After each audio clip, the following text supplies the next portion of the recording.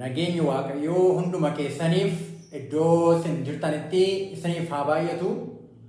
Akkam jirtu obboloota ko. Waaqayyoon abbaa keenya karaa addaa gaarii goonee galateeffanna. Galanniif ulfinni guddaan bara baraan isaaf haa ta'u. Har'a qorannaa waa'ee mana qulqullummaa irratti qorachaa jirru yoo fedha waaqaa ta'ee kan walitti qabnu kan gudunfinu ta'a jechuudha. Mee gara sanatti osoo hin seeniin fuuldura kadhata gabaabaa godhannee jalqabnaa hin kadhanna. Waaqa irra isa jiraattu qulqulluu abbaa keenyaa galata addaa qabannee fuula kee duratti dhiyaanna waa'ee yeroo kanaatiif. Maqaa gooftaa Yesuus Kiristoos ilma keessatti nu jaallatteen bara baraan galanniif ulfinni guddaan siif haa ta'u. Yeroo kanas fuula kee dura jirra qulqulluu koo waa'ee keenyaaf seenaa keenya eenyummaa keenya hundaa beekta. Yeroon keessa jirru yeroo haalli keenya hundinuu madaalamaa jiru. Miizana samiirra yeroo kaa'amnee ilaalamaa jiru yeroo akkasiiti. Adaraa madaalamnee salphannee akka hin argamnetti qulqulluu koo dubbiin nuyi dhageenye firdiidhaaf akka nu qopheessinetti har'a damnee gara keetti akka deebinuuf iddoo mudaa keenyaa iddoo hirnaaf dadhabbii keenyaa hubannee cubbuu keenya isa kanaan duraatiif ifama argannee waan ati nuti laatte hundumaatiin ulfina keetiif akka jiraannuuf maqaa gooftaa Yesuusiin ayyaana kee hafuura kee ati nuuf ergi. Addumaan dubbii yeroo kana dubban dubbii yeroo kana waliin ilaallu irratti ofii kee hafuura kee nuuf ergi nu barsiisi nu qajeelchi. Yeroo keenyaaf hundumaa irratti ulfaadhu akka fedha keetiin nu geggeessi maqaa tokkicha ilma kee Yesuusiif jedhii. Ameen.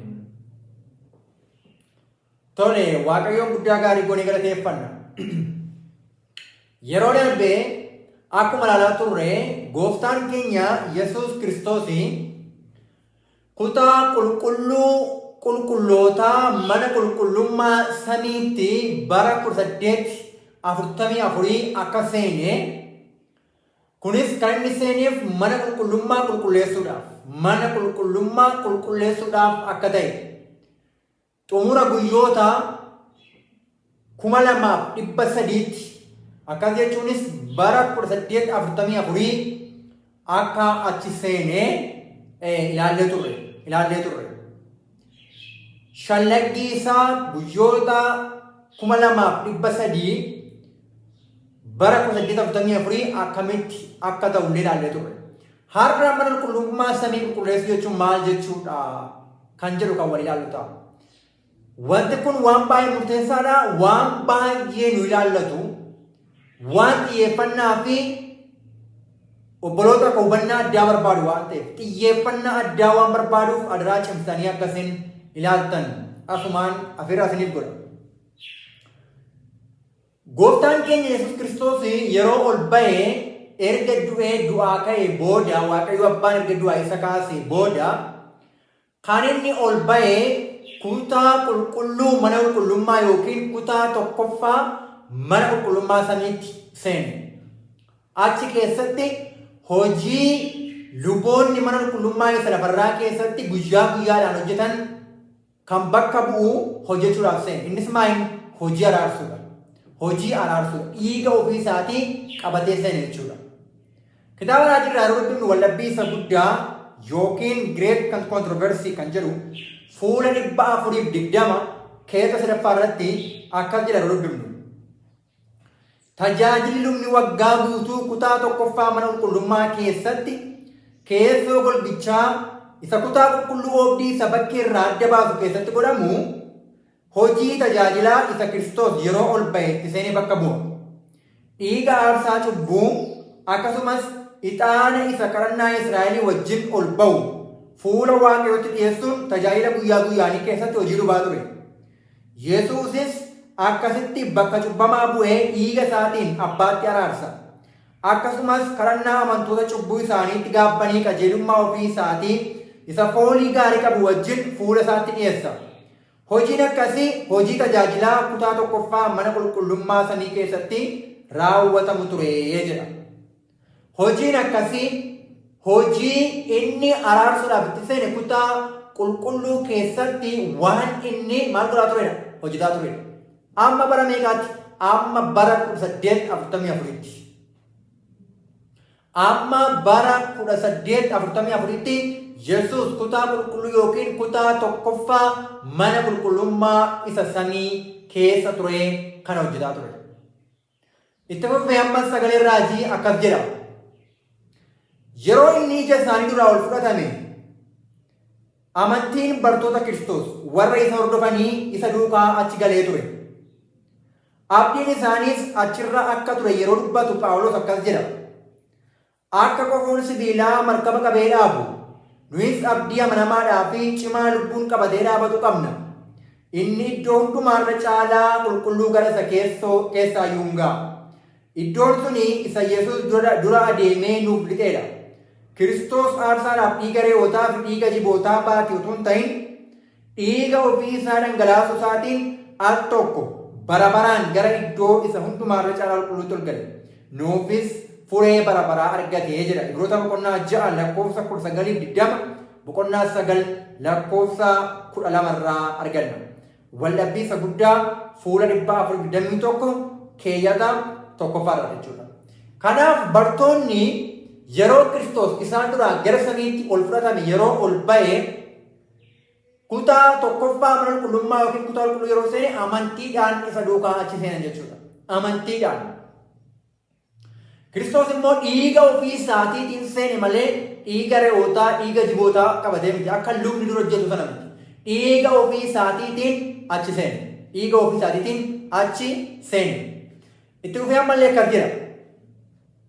Hojiin tajaajila kanaa kutaa mana qulqullummaa jalqabaa keessatti jaarraa 18 itti fufe. Dhiigni Kiristoos bakka amantoota cubbuu isaaniitti gaabbanii bu'ee isaaniif kadhatee Waaqayyoon duratti fudhatamuu fi dhiifamuu cubbuu isaan argachiise. Garuu cubbuun isaanii macaafota galmee irratti akka galmaa'e tabe. Tajaajila isa fakkeenyaa yookiin gaaddiduu ta'e keessatti xumura waggaatti hojiin araarsuu akkuma ture hojiin Kiristoos fayyina namaatiif hojjetu utuu hin xumuramin fuuldura mana qulqullummaa keessaa cubbuu balleessuuf hojiin araarsuu ni godhama. Kun immoo tajaajila isa xumura guyyoota 2013tti jalqabameedha.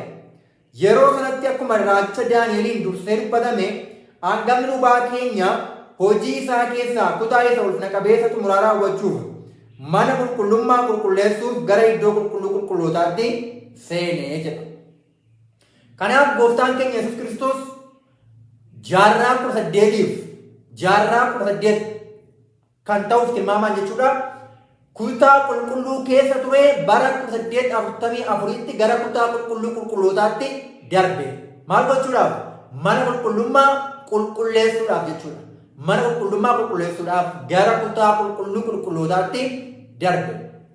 Cubbuun namoota yeroo sana qalbii jijjiirratanii kanaan dura akkuma ilaallee turre namni tokko gaafa cubbuu hojjetu kiristaanni tokko namni Yesus Kiristoositti amanee fayyu tokko gaafa cubbuu hojjetu cubbuun isaa galmee cubbuu irratti galmeeffama.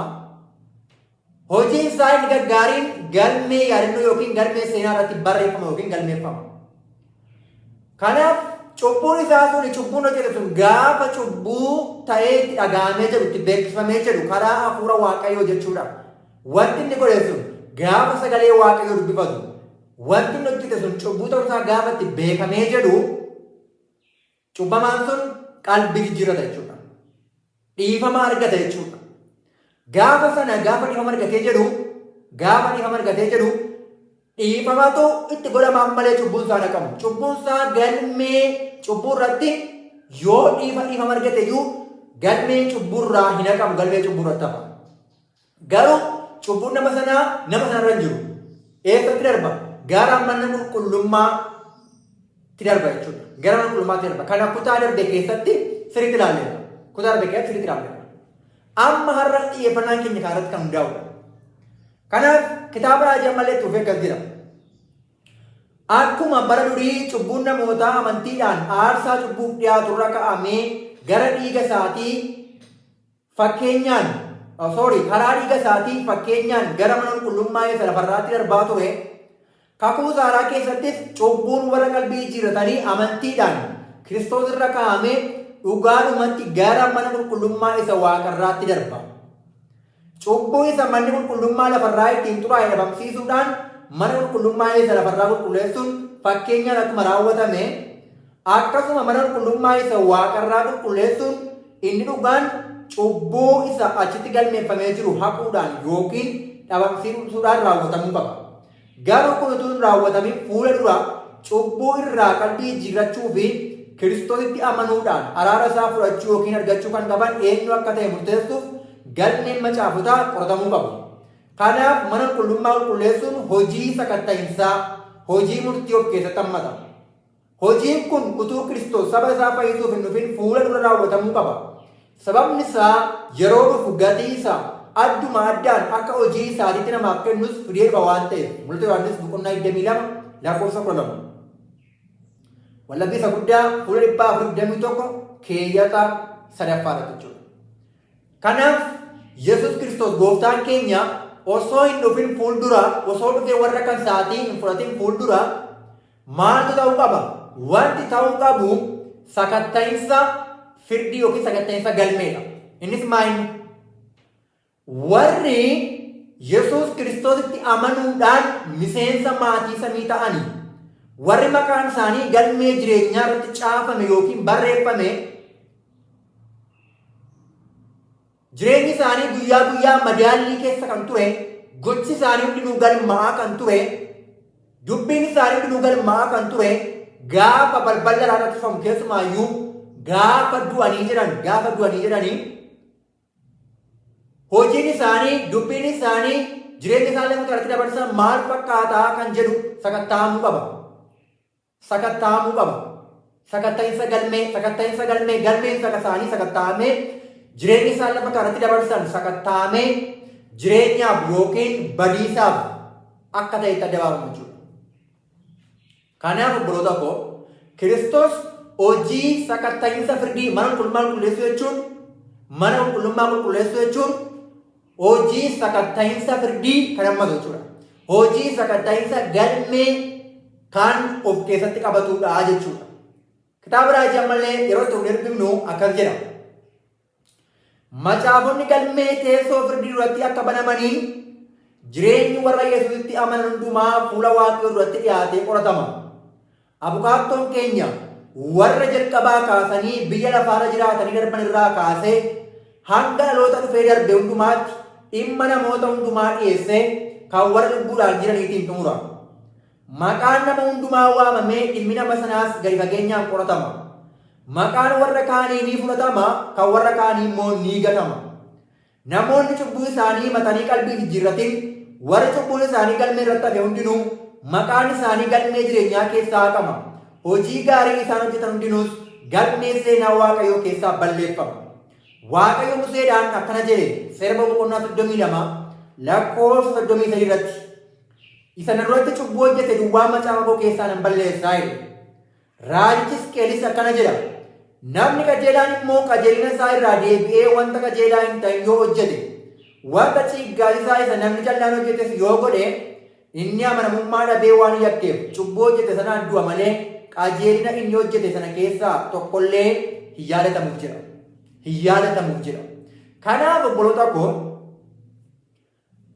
koo namni Yesuusitti amanee fayye tokko warri Yesuus Kiristoositti amanuu didanii wangeela dhaga'anii walitti amanuu didanii kan isaan waa'ee sakatta'amuu yookiin galmee isaanii sakatta'amuu yookiin hojiin sakatta'iinsa firdii isaanii hin ilaallatu. Kan isaanii firdiin yeroo xumuraatiif kaa'amadha. Amma dubbiin guddaan firdiin tokkoffaa Phexros boqonnaa 4 lakkoofsa 17 irra kan jirutti firdiin mana Waaqayyoo keessaa jalqaba kan jedhuuf kanaafidha. Firdiin mana Waaqayyoo keessaa jalqaba jechuun warra Yesuus Kiristoositti amananii maatii samii ta'an, warra amantiidhaan qajeelaa ta'anii amantii Kiristoositti qabaatanii warra fayyan jireenyi isaanii kun maal fakkaataadha? Gaafa amananii kaasanii maqaan isaanii galmee jireenyaa irratti ni barreeffame. Hojiin isaanii fi gochi isaanii hundinuu guyyaa guyyaadhaan immoo yookiin galmee yaadannoo irratti yookiin galmee cubbuu irratti galmeeffamaa oola. Amma kanaaf amantiidhaan fayyuu qofa miti kan gaana nama godhu. Jireenya keenya guyyaa guyyaan keessatti qulqullummaa ammam shaakalaa jirra kan jedhudha. Kanaaf obboloota koo namni tokko dubbii afaan isaa keessaa ba'een cubbuu yoo dubbate yookiin hojii dhanna isaa kanatti jiru foon isaatiin cubbuu yoo hojjete cubbuun isaatuun galmee cubbuu irratti galmeeffama. Ergamaan galmeessu galmee cubbuu irratti galmeessa. Waan gaarii yoo dubbates waan gaarii yoo godhes immoo galmee yaadannoo yookiin galmee seenaa irratti galmeessaaf. Namni tokko utuu qalbii jijjiirratin egaa galmee cubbuu irratti cubbuun isaa galmeeffamee utuu jiru namni tokko qalbii jijjiirratee cubbuun isaa gara mana qulqullummaatti utuu hin darbin yoo boqate yookiin yoo du'e yoo obbaafate jechuudha. Namni kun Kiristoos maal godha mana qulqullummaa jechuun cubbuun nama sanaa irratti hafeera. Nama sana irratti hafeera. Kiristoos maal godha? Maqaa nama sanaa galmee jireenyaa irraa balleessa. Maqaa nama sanaa galmee jireenyaa irraa balleessa. Hojii isaa isa gaarii kanaan duraan hundumaa immoo galmee yaadannoo yookiin galmee seenaa irraa haqeera. Kun firdii jechuudha. Namni sun kana booda qalbii jiraachuu danda'u. Balbala haaraa irratti cufameera waan ta'eef du'a isaatiin. Kana booda qalbii jiraachuu waan hin dandeenyeef namni sun nama badiisaaf guyyaa du'a lammaffaadhaaf waggaafuma booda nama du'aa ka'uudha jechuudha. Badiisaaf yeelloodhaaf du'a lammaffaadhaaf jechuudha. Du'a bara baraatiif jechuudha. Isa waggaafuma tokko booda du'aa ka'u ta'a. Du'aa ka'u warra badanii keessatti kan qooda qabu jechuudha. Waaqayyo kan nuuf hawwachu. Kanaaf obboloota koo jireenya keenya guyyaa guyyaanii keessatti cubbuu hojjenneef hammam gaabbinee fuula Waaqaa irratti dhiyaachaa jirra. Hammam waan gaariidhaaf dhama'aa jirra. Hammam hafuura Waaqayyootiin geggeeffamnee cubbuu mo'achuudhaaf dhama'aa jirra kan jedhu waan baay'ee nu yaachisuu qabudha. Kan amma nutti akkuma agartan wallabbii isa guddaa 483 kee tokko farratti. Itti dhufee kan jedha. Warra dhugaadhaan qalbii isaanii jijjiirratanii fi dhiigni Kiristoos dhiifamuu cubbuu isaaniitiif aarsaa ta'uu isaa amantiidhaan fudhatan hundumaaf galmee Waaqarraa irratti maqaa isaanii cinaatti dhiifamanii barreeffamaaf. Yeroo isaan qajeelummaa Kiristoos keessaa hirmaattu ta'anii fi yeroo amalli isaanii seera Waaqayyoo wajjin kan wal sime ta'ee argamu cubbuun isaanii ni balleeffama. Jireenya bara baraatiifis kan malan ta'u. Waaqayyo Gooftaan karaa Isaayyaas raajichaa akkana jedhee dubbata. Anuma ofuma kootiif jedhee irra darbaa keessi balleessa. Cubbuu kees deebi'ee yaadadhu. Isaayyaas 43:35. Yesuus immoo akkana jedhe. Nama mo'utti akkasuma uffata adiitu uffifama. Ani maqaa isaa macaafa jireenyaa isa warra jireenyaa argachuuf jiran keessatti caafaman keessaa hin balleessu. Abbaa koo duratti ergamoota isaa duratti maqaa isaa waamee kan koo ta'uu isaa nan beeksisa. Eenyullee namoota duratti eenyu akka ta'e dhugaa ba'ee yoo mul'ise anis abbaa koo isa Waaqarra jiru duratti dhugaa nan baaf. Eenyullee namoota duratti yoo nagane garuu anis immoo abbaa koo isa Waaqarra jiru duratti isa nan gana jedhedha. Mul'ata Yohaannis 3:5 fi Wangeela Maatiyoos 10:32-33. Wallabbii isa guddaa 483 keessa lammaffaa.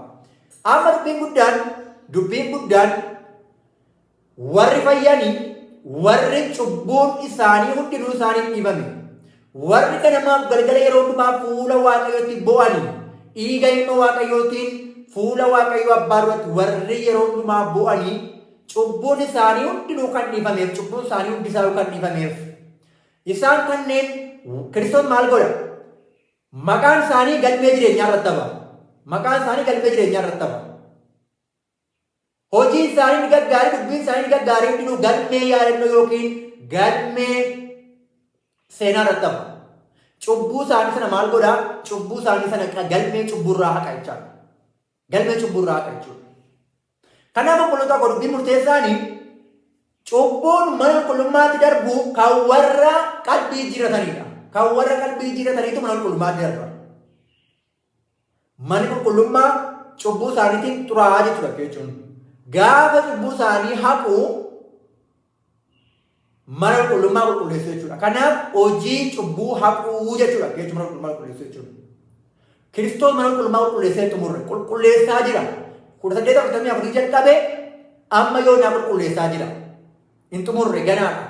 Garuu yoo bakka xumuramu hin beeknu. Amma obboloota koo warri cubbuun isaanii galmee cubbuu irratti hafe cubbuun isaanii mana qulqullummaatti dabarre cubbuun isaanii isaanuma irratti hafe. cubbuun isaanii isaan barattafe waan ta'eef cubbuun isaanii achitti hin dabarre kan isaanii badiisa qofaa akka eeggataniif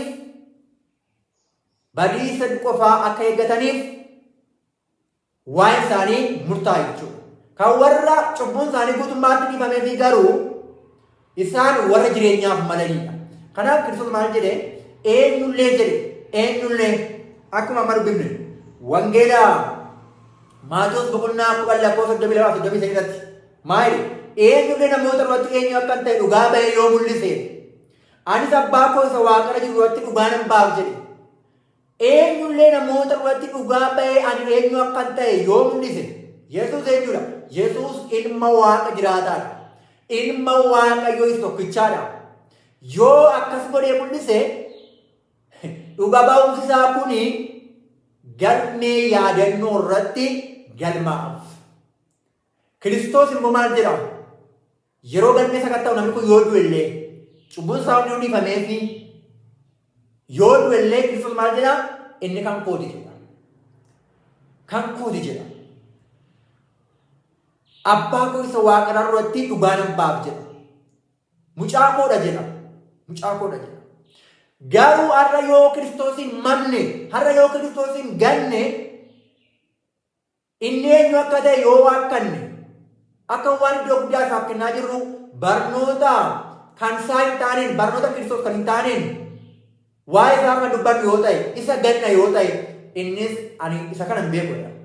Abbaa isaa duratti ani isa hin beekudha. Waaqayyo kana nu waamshu.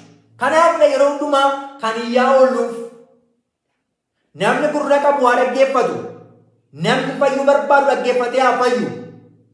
Namoonni obboloonni keenya baay'een isaanii waanuma baran duukaa akkuma dur baratame akkuma dur yeroo yihudotaa ture jechuudha. Hangafoota dhaga'uu, qooda macaafa qulqulluu ofii dubbifachuu, qooda sagalee waaqayyoo ofii dubbifachuu, namoota dhaggeeffachuu, namoota beekamtii qaban dhaggeeffachuu, gara lubootaa ilaaluu malee sagalee waaqayyoo ofii dubbifachuu hin barbaadan. Garuu nama ilaaluurraa sagalee waaqayyoo haa ilaallu. Addumaan warri iji keenya argee sagalee waaqayyoo dubbifachuu dandeenyu. Haa dubbifannu, haa nyaannu. Isa nuuf gale immoo adabarsinu, obboloota keenya isa nuuf immoo warra dukkana keessa jiraniif adabarsinu. Dirqama qabna. Kanaatu warra nu hiisisaa jira. Ani hin beeku jedha. Hin beeku jedha Kiristoos. Warra har'a isa morman ilma waaqayyoo ta'uusaa warra morman. Warra ilma waaqayyoo ta'uusaa amananii dhugaa ba'an garuu Kiristoos maal jedha? Isaan kun kan koodha warra ati anaaf laattidha jedha. Maqaan isaanii galmee jireenyaa irratti hafa, cubbuun isaanii kan dhiifameef. Warri isa ganan garuu inuma ganamunnis isaan gana. Hojiin isaanii, dubbiin isaanii galmee cubbuu irratti hafa, qalbii yoo hin jijjiirranne. Waaqayyo nu haa gargaaru. Kitaaba Raajammeetti beekeedha. Hojiin sakatta'iinsa murtii fi balleeffamuu yookiin haqamuu cubbuu dhufaatii gooftaa isa lammaffaa dura raawwatama. Namoonni du'anii jiran wanta macaafa keessatti caafamee jiruun murtii argatu erga ta'e hanga murtii isa dhimmi isaaniitti sakatta'amuun boodaatti cubbuun namootaa balleeffamuu hin danda'amu. Ergamaan Phexros garuu cubbuun amantootaa akka balleeffamu adda baasee dubbata. Hojii ergamootaa boqonnaa 3:19 dabalata akkaidha. Waaqayyo yeroo itti hafuurri keessan haareffamu akka isiniif fiduuf Yesuus Masiihicha isa duraan dursee isiniif qopheessee tures akka isiniif erguuf deebi'a. Yeroo hojiin sakatta'iinsa firdii cufamu Yesuus ni dhufa. Gatiin inni akkaataa hojii isaaniitti namoota hundumaaf kennus isaa wajjin jira jedha. Gaafa Kiristoos hojii sakatta'iinsa firdii raawwatu kan warra du'anii gaafa raawwatu kan warra jiranii garuu maal jedha Kiristoos hima tokkicha gaafa hojii araarsuudhaaf jallaan haa jallatu jedha. Warri waan jallaa hojjetan jalluma isaanii taa'ufani. Warri waan qajeelaa hojjetan qajeelummaa isaanii taa'ufan jedha. Sana booda gooftaan keenya Yesuus Kiristoos osoo baay'een turin nama hundumaaf iyyuu akka gatii isaatiitti isaaf kennuudhaaf hin dhufa. Akkeedha tuufe. Tajaajila sagaadduu keessatti hangafni lubaa erga saba Israa'eliif araara buusee booda gadi ba'ee waldaa Israa'eliin eebbise. Akkuma kana Kiristoosis hojii araarsuu isaa yeroo xumuru saba isaa warra isa eeggachaa jiran eebba jireenya baraatiin eebbisuuf jecha waa'ee cubbuu futuun ta'in warra dhimmanii dhufa isaa eeggatan fayyisuudhaaf in mul'ata. Ibroota boqonnaa 9:8. Akkuma lubni mana qulqullummaa cubbuutiin qulleessuuf jecha cubbuu namoota Israa'el hundumaa beeksisee mataa korbeessa reetti isa gadhiifamu irratti dabarse, Yesuusis cubbuu kana hundumaa mataa seexana isa madda jalqabbii cubbuu ta'ee fi isa cubbuu babal'ise irra kaa'a. Korbeessa reetti inni gadhiifamu cubbuu saba Israa'eliin baatee gara lafa onaatti ergamee gadhiifama. Akkuma kana seexanni cubbuu saba Waaqayyoo hojjechiise hundumaa baatee biyya lafaa ishee onaaf duwwaa taatu irratti waggaa 1,000 hidhama. Xumura irrattis ibidda isa cubbamoota mara gubee balleessu keessatti adaba cubbuu hundumaa guutummaan guutuutti fudhata. Haala kanaan karoorri baay'inaa inni guddaan fiixaan bahinsisaa yeroo cubbuun si'a xumuraa duguugamee baduu fi yeroo furamuun warra hammina dhiisuudhaaf fedha qabanii raawwatamuu qaqqabedha. Kanaaf amma Yesuus Kiristoos gooftaan keenya cubbuu warra kamii mana qulqullummaa keessaa haqaa jira yoo jenne, cubbuu warra qalbii jijjiirratanii cubbuun isaanii gara mana qulqullummaatti darbee cubbuu isaanii sana maal godhaa jira? Mana qulqullummaa keessaa qulqulleessaa jira. Cubbuu isaanii haqaa jira. Mana qulqullummaa qulqulleessaa jira. Gaafa mana qulqullummaa qulqulleessee xumuree jedhu cubbuun sun mana qulqullummaa keessaa yommuu ba'u akkuma mana qulqullummaa isa lafarraa keessatti akkuma kanaan dura ilaalle hangafni lubaa yookiin Aaroon akka fakkeenyaatti mana qulqullummaa yeroo qulqulleessu waggaatti isaa tokko kutaa qulqullootaa seenee yeroo hojjetaa ture cubbuu achi keessa jiru hundumaa fuudhee harka isaatiin naqee korbeessa reetti isaa lafa onaatti akka gadhiifamuu fi addaan baafame ixaadhaan addaan baafame irraa harka isaa kaa'ee cubbuu sana hundumaa himee beeksisee jechuudha. Sana booda cubbuu sana reettiin sun cubbuu sana baatee gara lafa onaatti gadhiifama. Akkuma kana gooftaan keenya Yesuus Kiristoos mana qulqullummaa yeroo qulqulleessee xumuru cubbuu warra fayyanii eenyurra ka'a? Seexanarra ka'a. Madda cubbuu isa ta'e. Isa cubbuun isa karaa isaa dhufe seexanarra ka'a. Seexanni waggaa 1,000 cubbuu sana baatee biyya lafaa dukkanaa kana keessatti waggaa 1,000 biyya lafaa dukkanaa kana keessa turan. Qofaa isaa jechuudha. Inni dhama jechuun yeroo sana kanadha. Waggaa 1,000 seexanni dhama jechuun kanadha. Cubbuu warra fayyanii seexanatu baata. Cubbuu warra qalbii jijjiiranne garuu isaanumatu mataa isaaniitti ofii isaaniitiin baadhata. Sababa cubbuutti adda hin baaneef sababa qalbii jijjiiranneef cubbuu isaanii wajjin badu. Waaqayyo nama hin balleessu. Waaqayyo eenyuyyuu akka inni badu hin barbaadu. Waaqayyo nama hin balleessu. Abbaa matuuf balleessa. Sababa maaliif? Waaqayyo cubbuun jaallatu. Waaqayyo cubbuu balleessa. Namoonni garuu yoo cubbuutti adda ba'uu didanii Waaqayyo cubbuu balleessa waan ta'eef sababa cubbuu sanatti adda ba'uu didaniif cubbuu sanaa wajjin badu. Kanaaf obboloota koo har'a wanti guddaani cubbuun keenya mana qulqullummaa samiitti darbaa jiraa'oo maal gochaa jirratti? Yeroo hunda fudhachuun, yeroo hunda qorachuun, yeroo hunda arraba keenyarra luugaama kaa'uun, yaada keenyarra to'annaa hafuura Waaqayyoo, yaada keenya to'annaa hafuura Waaqayyoo jala galchuun waan nurraa eegamu. Qulqullaa'uun mana qulqullummaa haala kanaan xumurama jechuudha. Akkamitti? Kiristoos mana qulqullummaa keessaa cubbuu warra fayyanii isaan amma qulqulleessaa jiru. Cubbuu isaanii haqaafii jira. Akkasitti cubbuu kana hundumaa gaafa qulqulleessee kan warra fayyanii xumuree jedhu mana qulqullummaa keessaa yommuu baasu akkuma hangafa lubaa dur reettii isa lafa onaatti gadhiifamuu irra kaa'aa ture Kiristoos immoo seexanarra kaa'a jechuudha. Akka ittiin manni qulqullummaa qulqullaa samii keessatti. Manni qulqullummaa haala kanaan akkasitti qulqullaa jechuudha manni qulqullummaa samii. Kanaaf Kiristoos hojii mana qulqullummaa qulqulleessuu hojjetaa jira jechuun hojii cubbuu haquudha jechuudha. Cubbuu haquu jechuun kan warra eenyu warra cubbuun isaaniitiif yeroo hundumaa boo'anii gaabbanii. Wanti nuyi hubachuu qabnu obboloota koo kan warra fayyanii miti Kiristoos kan hojjetaa kan warra lubbuun jiranii miti kan hojjetaa jiru. Kan warra du'anii amma maaltu kan hojjetaa jiru? Warra lubbuudhaan jiran ittiin dabarre. Ganaadha. Osoo hin beekamin guyyaa tokko garuu itti darbuuf jira. Itti dhufa. Kiristoos kan warra du'anii galmee isaanii sakatta'aa jira. eenyutu badiisaaf eenyutu immoo dhiiga kootiin fayyinaaf qophaa'ee jira eenyutu bara jireenya bara baraa argate dhiiga kootiin yeroo hundumaa cubbuu isaatti qullaa'ee kan jedhu Kiristoos kana dabaasaa jira. Warra dhiiga isaatiif iddoo guddaa kennanii qalbii jiratan Waaqayyo cubbuu isaanii haqaa jira. Cubbuu haquu jechuun mana qulqullummaa qulqulleessuu jechuudha.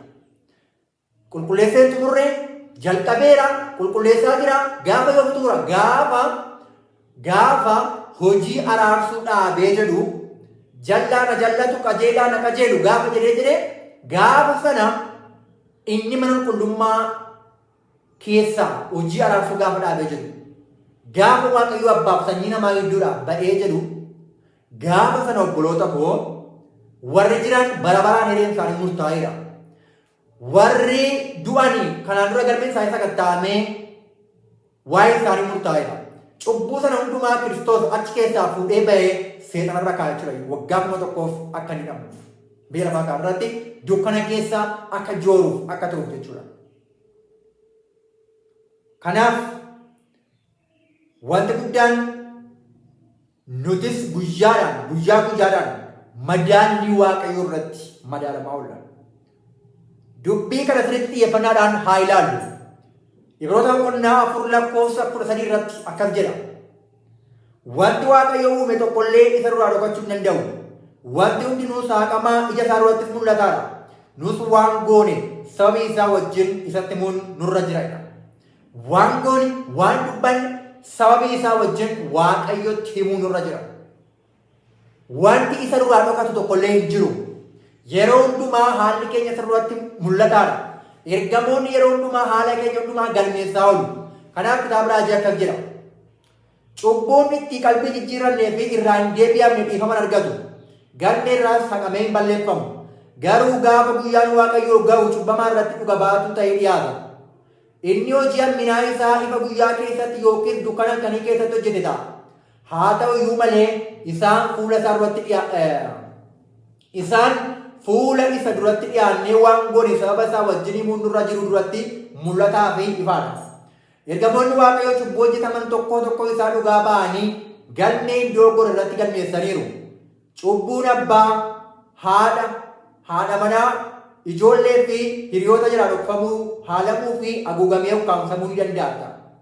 Abbaa keenya dhoksuu dandeenya, haadha keenya dhoksuu dandeenya, haadha manaa keenya dhoksuu dandeenya, ijoollee keenya, hiriyoota keenya jalaa dhoksuu dandeenya. Namtichuma cubbuu hojjete sana malee namni kamiyyuu waa'ee balleessaa sanaa shakkii xiqqoo isheellee qabaachuu dhiisuu danda'a. Haa ta'u iyyuu malee cubbuun hojjetame sun fuula hayyoota samii duratti qullaa isaa dhaabatedha. Dukkana halkanii fi goyoomsaan ogummaa dhokataatiin qophaa'e kamiyyuu yaada tokko isheellee beekumsa Waaqa bara baraa jalaa dhoksuuf ga'umsa hin qabu. Waaqayyo gochaa jallaa fi hojii akka qabeessa hin taane hundumaaf galmee sirriitti galmaa'ee qaba. Inni bifa amantii uffatanii yookiin nama amantii fakkaatanii dhiyaachuu namootaatiin hin goonfamu. Amala namaa miijanii ilaaluuttis hin doggoru. Namoonni warra yaadni garaa isaanii xuraa'aa ta'e goonfamuu danda'u ta'a. Waaqayyo garuu haguuggii keessoo jireenya namaa haguugee jiru hundumaa uree yaada garaa namaa dubbiseera. Kanaaf guyyaa guyyaadhaan wanti nuyi goonu wanti nuyi dubbannu hundi isaa galmaa oola. Yeroo keenya yoo balleessine yeroon keenya inni bade kun yeroo bade jedhamee galmee cubbuu irratti galmaa'a. Waaqayyo waan nutti kennenitu guyyaa tokko nu gaafata. Maal naaf hojjettan? Fakkeenyaaf bara kana meeshaa teekinooloojiidhaan dhaloonni kan inni itti fayyadamu. Bilbila harka keenyaa kana Waaqayyootu nutti kenne kennaa Waaqayyoodha obboloota ko. Iskiriiptoon yookiin qalamni nuti itti fayyadamnu kennaa Waaqayyoodha. Waaqayyootu nutti kennee itti fayyadamaa jirra. Ammam sagalee Waaqayyoo barreesse. Bilbilli keenya ammam sagalee Waaqayyoo macaan qulqulluu bilbila kanarra jira. Ammam sagalee Waaqayyoo irraa dubbifanne. Ammam sagalee Waaqayyoo ittiin namootaaf qoonne moo qoosaadhaaf. Qoosaa waa hin baafneef dubbii waa hin baafneef itti dhimma ba'aa jirra. Bara kana dhaloonni waanuma waa hin baafneef itti fayyadamu. Yaa obboloota koo garuu madaalamaa wanti nuyi gochaa jirru, wanti nuyi dubbachaa oolu, wanti nuyi itti fayyadamaa oolu galmaa'aa akka oolu dagachuu hin qabnu. Guyyaa tokko fuula Waaqayyoo duratti akka dhiyaannu shakkii tokko illee qabaachuu hin qabnu. Tarii waan guyyaa keessatti yookiin halkan keessatti goone abbaa keenya yookiin haadha keenya obboleessa keenya obboleettii keenya dhoksuu dandeenya ta'a. Haadha manaa keenya abbaa manaa keenya dhoksuu dandeenya ta'a. Waaqayyoon duraa garuu dhokatu wanti dhokatu tokko hin jiru. Waaqayyoon waa gargaaru. Kanaaf waan nutti kenname dandeettii keenyaan humna keenyaan ammam waaqayyoof bu'aa buufne ammam ulfina isaatiif jiraanne ammam obboloota keenya eebba isaaniitiif gara dhugaa akka dhufaniif jireenya bara baraa akka argataniif akka fayyaniif ammamitti dhimma baane waaqayyo kana nu gaafata. Kanaaf maal jedhe abboommii keessaa ni caalu dhaga'i yaa Israa'el waaqayyo waaqni keenya waaqayyo tokkicha. Ati isa garaa kee guutuudhaan humna kee guutuudhaan jireenya kee guutuudhaan isa jaallachuun siif ta'a jedhe. Qabeenya kee guutuudhaan waan qabu hundaan isa jaallachuun amma ulfina isaatiif itti dhimma ba'aa jira. Kiristoos kan nu gaafata. Har'a jireenya keenya nu galmaa oola. Madaalli irraa akka jiru dagachuu hin qabnu. Waaqayyo nu gargaaru. Akka jedhaa duubee kitaaba raajiratti. Murtii keessatti makliitiin hojii irra oolfame hundinuu isa kattaama. Qabeenya samiidhaan liqeeffametti akkamitti maayii baane. Gooftaan yeroo deebi'ee dhufu qabeenya isaa bu'aa wajjin ni fudhata. Humna Waaqayyoo harka keenya keessa sammuu fi onnee keenya keessa kaa'e ulfina Waaqayyoo fi eebba addunyaa keenyaaf oolchuuf jecha fooyyessineerra. Yeroo keenya, qalama keenya, sagalee keenya, maallaqa keenya dhiibbaa geessisuu keenyatti akkamitti maayii baane. Warra dhaboota, warra dhibamoo, warra haadhaaf abbaan qabnee fi dubartoota abbaan manaa irraa du'e gargaaruu keessatti Kiristoosiif maal goonee jedha. Waaqayyo nu gargaaru obboloota koo. Maallaqa Waaqa nutti kenne maaliif dhimma ba'aa jirra? Hammam obboloota keenya warra keessa jiran, warra dhukkubsatan, warra abbaa haadha hin qabne, haadha manaa abbaan manaa irraa du'e gursummaa jechuudha. Hammam isaaniin gargaaruudhaaf Waaqayyoof hojjenne. Kiristoos beela'een dhufee ture. Beela na baaftaniitu yommuu jedhu guyyaa tokko nuun hin jedhaa laata? Daareen ture, hidhameen ture yommuu jedhu Waaqayyo nu haa gargaaru ofaa sakattaa nu ofaa ilaalu bulu ta'u. Madaalli keessa oolaa, madaalli keessa oolaa. Itti dhufee keessa. Nuti amma yeroo araaraa isa guddaa keessa jiraachaa jirra. Tajaajila isa gaaddiduu keessatti yeroo hangafni lubaa saba Israa'eliif araara buusu namni hundinuu saba isaa keessaa muramee akka hin balleeffamnetti lubbuu isaa dhiphisee Waaqayyo duratti gad of deebisuudhaan qalbii isaa jiraachuu qabatu. Haaluma wal fakkaatuun warri maqaan isaanii galmee jireenyaa irratti qusatamee akka hafu barbaadan hundinuu yerootti araaraa ishee muraasaa haftee jirtu kana keessatti waa'ee cubbuu isaaniif gaddanii qalbii jijjiirannaa dhugaa taasisaa fuula Waaqayyo duratti dabarsuu qabu. Sakatta'iinsi onnee gadi fageenyaa fi amanamummaadhaan gaggeeffamuu jiraachuu qaba. Hafuurri waa salphisanii ilaaluu fi dhimma dhabdummaa yookiin yeroo balleessuu jireenya kiristaanota hedduu keessatti qanansiifamee jiru dhiifamuu qaba. Namoota amala jallaa jireenya isaanii bituuf yookiin mo'achuuf warra injifachuu barbaadan hundumaa dura lola hadhaatu diriiree jira. Hojii qophaa'ummaa hojii dhuunfaadha. Kan nuti fayyinu gareedhaan miti. Qullaa'ummaa fi mataa ofii Waaqayyoof kennuun nama isa tokkoo qullaa'ummaa dhabuu fi mataa ofii Waaqayyoof kennuu diduu nama isa kan biraaf wabii hin ta'u. Sabni hundinuu fuula firdii Waaqayyoo duratti kan dhiyaatu yoo ta'e illee Waaqayyo akka wanta namni kan biraan lafa kanarra hin jirreetti dhimma nama hundumaa tokko tokkoon gadi fageessee sakatta'a. Namni hundinuu qoratamee ilaalamee mudaa yookiis dirmamuu yookiis wantooti akkanaa kan irra hin jirre ta'ee argamuu qaba. Kun waan baay'ee murteessaadha. Dhimmi keenya kan ilaalamu kan obboleessa yookiin obboleettii keenyaatiin wal bira qabamee miti. Dhuunfaatti waa'ee koo akka waan namni kan biraa addunyaa kana jireetti ilaalama. Kan nama kamii kan nama hundumaayyuu akkuma kana. Kanaaf yeroo muraasaa ishee kana keessatti yeroo hangafni lubaa hojii araarsuu isa guddaa yookiin mana qulqullummaa qulqulleessuu hojjetu Israa'eloonni gad of deebisanii of dhiphisanii kadhataan fuula Waaqayyoo dura turan. Har'allee yeroo hangafni lubaa keenya mana qulqullummaa qulqulleessaa jiru nullee gad of deebifnee soomuudhaan kadhachuudhaan fuula Waaqayyoo duratti yeroo araaraa ishee xiqqoo hafte kana keessatti araaraaf gara Waaqayyootti dhiyaachuu qabna. Yeroo baay'ee qabna. Yeroo nuyi qabnu xiqqoodha obboloota koo. Waaqayyo gatii dhiiga ilma isaa lamatti akka balleessu hin barbaadu. Yaa obboleessa koo yaa obboleettii koo dafii gara gooftaatti deebii. Yoo tarii dadhabinni sirraa mul'ata ta'e dhibaa'ummaan sirra jira yoo ta'e ani illee of ilaalii damnee gara gooftaa keenyaatti adeemnu. Itti ufeekkeedha. Bara 1844tti hangafni lubaa keenya inni guddichi hojii qorannoo murtii jalqabuuf gara iddoo hundumaa caalaa qulqulluu mana qulqullummaa samii seene. Dhimmi warra qajeelota du'anii fuula Waaqayyoo duratti dhiyaatee ilaalamaa jira. Hojiin sun yeroo xumuramu firdiin warra jira irratti ni labsama. Kan warra jiranii ilaalamaa jira. Kan warra du'anii warra qajeelota du'anii fuula Waaqayyoo duratti dhiyaatee ilaalamaa jira. Hojiin sun yeroo xumuramu firdiin warra jira irratti ni labsama. Gaafa inni xumuramu Kiristoos gaafa kan warra du'anii xumuree jedhu ni labsama. Kan warra kamirratti? Kan warra jiranii irratti. Asirratti wanti guddaan hubachuu qabu namoonni baay'een maal jedhu kan warra jiraniitti darbeera firdii warra jiranii darbiti Kiristoos darbeera jedhu namoonni baay'een. Namoota baay'ee miti namoonni tokko maal jedhu firdiin Kiristoosii kan warra du'anii xumuree kan warra jiraniitti darbeera. Lakki hin dabarre.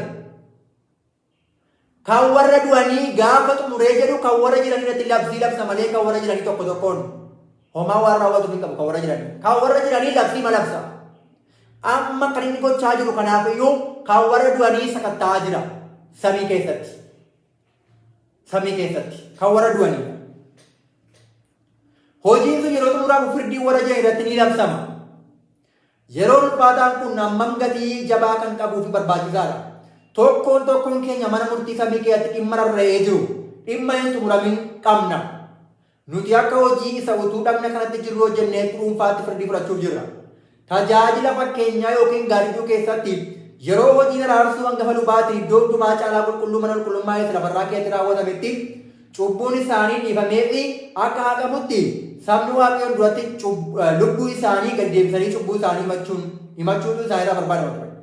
Guyyaa araaraa isa dhugaa yeroo Kiristoos mana qulqullummaa isa olii keessatti waa'ee saba isaatiif kadhachaa jiru.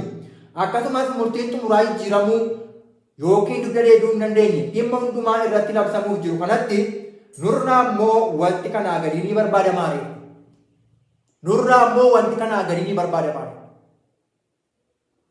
Kan warra jiranii yoomitti darba Kiristoos gaafa kan warra du'anii xumuree jedhudha. Kan warra du'anii gaafa xumuree jedhu kan warra jiranitti akkamitti darba? Jallaan ajallatu qajeelaan haa qajeelu jedhee mariisa. Xumuramee bakka kan isaanii xumurame yeroo sanadha. Yeroo inni balbala araaraa cufu yookiin hojii araarsuu dhaabuudha jechuudha. Hanga yeroo sanaatti garuu hojiin araarsuu ilmatti fufa. Cubbamaan qalbii jirratu cubbamaan afeerraa Kiristoos karaa fuula isaan isaaf godhuuf deebii kennu kamiyyuu carraa qalbii jirannaa qaba. Gaaffiin guddaan garuu obboleessa koo utuu har'a duute utuun har'a du'e obboleettii koo utuu har'a duute utuu har'a duune hireen keenya maal ta'a? Jireenya bara baraa arganna immoo badiisa. Waaqayyo nu haa gargaaru. Haalli keenya samii irratti maal fakkaata? Maal obboloota koo gara gooftaatti adeemnu? Mee cubbuu mo'uudhaaf yeroo hundumaa fuula Waaqayyoo duratti ari'aannu ayyaana isaa fudhachuudhaaf hafuura isaan guutamuudhaaf Kiristoos eenyu akka ta'e eenyummaa isaa dhugaa hubannee amannee beeksisuudhaan isaaf dhugaa baanee obboloota dukkana keessaa gara ifaatti waamnee hafuura isaatiin guutamnee cubbuu moonee maqaan keenya galmee jireenyaa irratti akka nuuf hafuuf